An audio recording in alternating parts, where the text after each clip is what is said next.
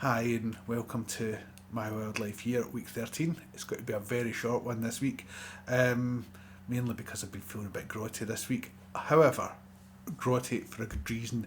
I had my first COVID vaccine Monday. Been feeling most of the week, although they say it's only it can be up to 48 hours. I've been feeling actually pretty grotty all week. I'm only starting to feel a bit more like myself today, and so I haven't been up to very much, and not really a lot happened because of that, so it's going to be quite a short video. However, one thing that did happen is I got another donation from a crowdfunder. I didn't, which surprised me because I didn't know you could do this. Turns out that unless you actually officially close your crowdfunder, even if you've set a deadline for it ending, it still stays active, which is a bit strange, but so it still stays staying active. People can still donate, and I was in two minds: do I stop it? I don't. I thought no, I'm not going to, because it means a couple of things. One is, if I keep it live, it means I can give updates on how it's going, and if anyone wants to donate a few quid towards the run costs of my wildlife community projects, great. If they don't, that's fine as well. But it just gives people the opportunity to donate if they want to. So, without further ado, let's get on with a very short My Wildlife Year, week 13. A mouse in the main trap this morning. So you can tell a mouse by its long tail, big ears and big bulgy eyes. Voles have much shorter tails, less prominent ears and much smaller eyes as well. So pop this one in a tub and take him for release. I said take him for release, and it's a her. It's a 50-50 chance. Well, I was having to go to the primary, that's the noise you can hear in the background, the primary school. I had to go and drop some stuff in at the primary school, so I've come to the other side of it to release the mouse.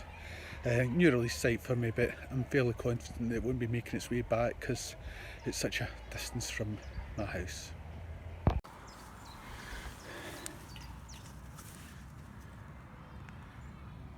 Off you go, off you go. Go on.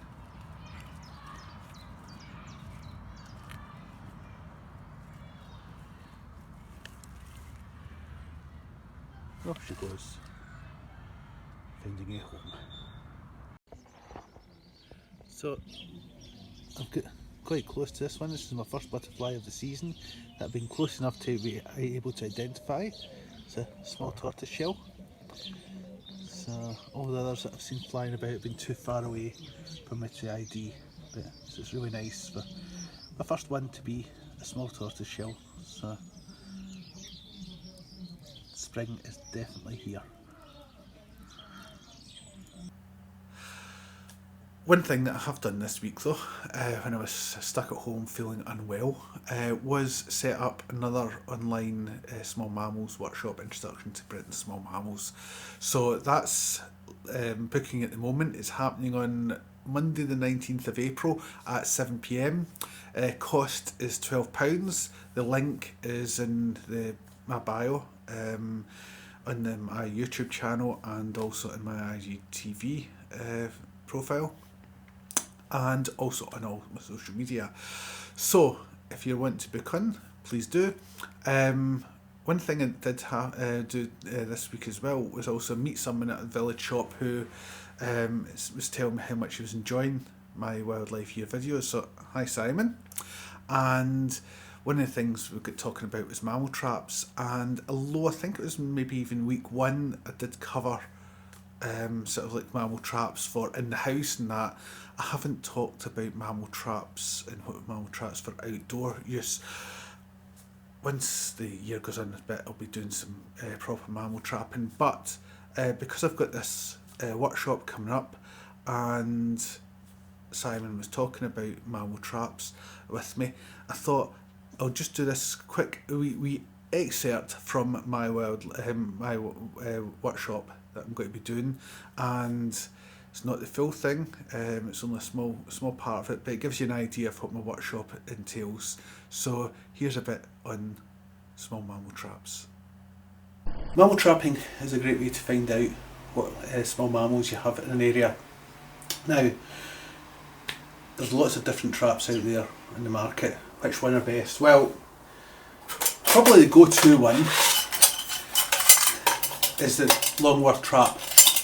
It can be a bit fiddly to put together and that, and it's also very expensive, but it is really good. And small mammal goes in there, hits a trip, shuts the door, can't get back out, and it's safely in there.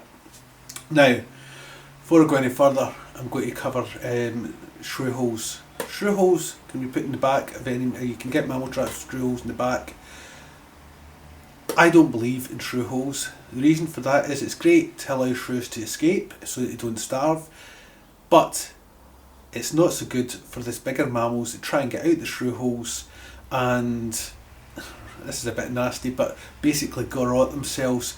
Best case scenario is you find a trap with a dead mouse or vole in it that strangled itself. Worst case scenario is you find an animal that's still alive but is in a very bad shape and you have to put it out its misery. It's not very nice, not very pleasant. So for that reason, we don't. If you're going out to catch shrews, you need a licence. However, if you're not going out to catch shrews, if you're not doing a shrew survey, but just in case they're a byproduct, make sure there's some sort of meaty base in there. Something sort of like, casters is what the books will always say, but casters are great if you've got coarse fishing in the area. Coarse fishing is not really that common in Scotland, so much better to put in something like dog food or cat food, a meat-based dog food or cat food. We found that shrews will eat that fine and they survive if we actually do catch the occasional one. As well as in there, bit of bedding, put in some hay, some dry hay, something for it to eat. So they say rolled oats, a lot of the books. Again, rolled oats sounds good, but the problem is if it goes in there, gets wet and then dries in, try to get rolled oats out of a trap to clean it is really hard. So just some seed in there, some barley or some mixed grain in there is great, and also something for water. So bit of apple, bit of carrot. We prefer carrot in the mammal group. All that in there, and that'll basically give them somewhere nice and safe to snuggle down and plenty to eat in there. That's the Longworth. There is a slightly cheaper version nowadays, and that's a Hesslinger. And just trying to get it in. It goes together a lot easier, but it works in pretty much the same principle, but it's got slightly less moving parts, therefore less to go wrong, and it's quite a nice trap, really, all in all. Just a bit cheaper than that. Now I should say, when you're using these, make sure you don't leave the bit where they're going to be sleeping flat on the ground. Put the tunnel in flat on the ground. That's so that this area here, any moisture that gathers from the respiration, runs down and runs out, so that you don't end up giving the poor small mammal pneumonia if it gets wet. I'm just going to mention this one. It's a Sherman. Sherman benefits: it goes flat, and you can put lots in the backpack to take out. Other than that, they're pretty useless. I certainly don't rate them as a trap at all. There might be certain times they're useful, but I would much prefer something like that. And anyway, if you're going for wanting a cheaper option to the Longworth, the BioEcos is a nice plastic trap. New ones can come with shrew holes there. What I like about their shrew holes, although I still would prefer not to use them, but they're actually a rounded shrew hole, whereas in the Longworth it's just a very sharp edge, so it does a lot more damage if a small mammal gets to come out. But these are old designs, so there's a newer design with a much better mechanism on it, because the old design, the mechanism would stick a bit. But again, comes apart quite easily. Fill it up in there with your bedding, your meaty foods for your shrews in case you catch any, your carrot, your seed, and that in there. Then set it down, and a small mammal comes in. I've got this set to lock, haven't I? Yes, I have. And the small mammal comes in and the door comes up. I haven't tried the newer models, so it seems to work better from what I've heard. The older models I don't like that much, but it's still a decent trap, and if you're in a budget, you know, that they're still fairly hefty. I think they're about £25, I think, each, but compared to say 50 to 60 if you shop around for a Longworth, you know, it's worth it. I'm not sure if you'll be able to see it in the shadows, but just there is what looks to be a fledgling starling. I also have a male blackbird over here, but that,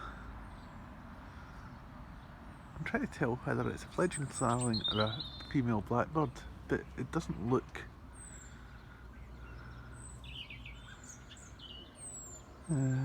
big enough for or fat enough for a female blackbird. I've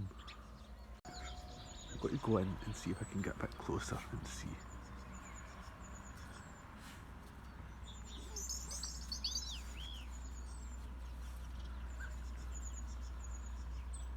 No, it is a female blackbird, but she's looking rather thin.